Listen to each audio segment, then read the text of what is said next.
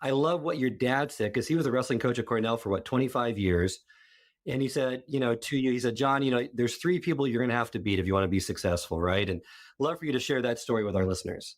I've written 5 books, and my dad has made it into every book. Not huge, just one story per book. I didn't overdo it, but the man was a good teacher.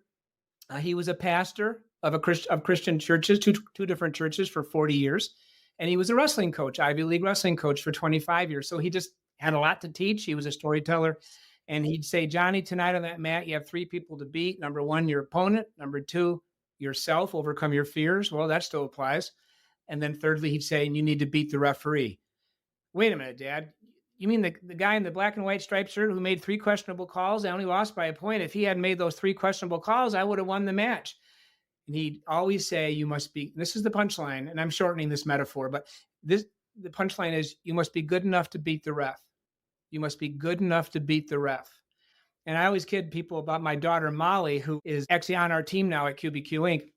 She's in her 30s. When she was in high school, she'd come home and say, well, Coach Jay said we would have won the game if the officials had called more penalties on the other team. And then I'd have to say, but Molly, your team didn't score any goals. They lost 1-0.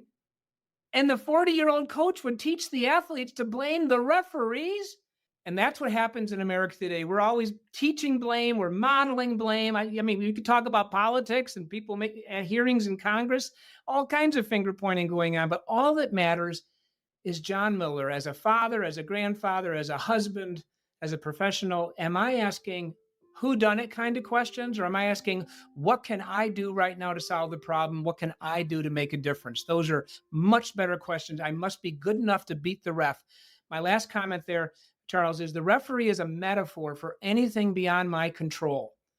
I cannot control the officials. So can I be better on the field or on the mat? My dad would simply say, all right, you lost by a point, but could you have taken your opponent down one more time for another 2 points? Could you have escaped in the third period? He always made me look in the mirror, and that's a good thing. That is good. And I love just your twist on the Serenity Prayer that if you want to win, don't focus on or complain about the things beyond your control, period. Some problems are best to let go of. For all the rest, be good enough to beat the ref.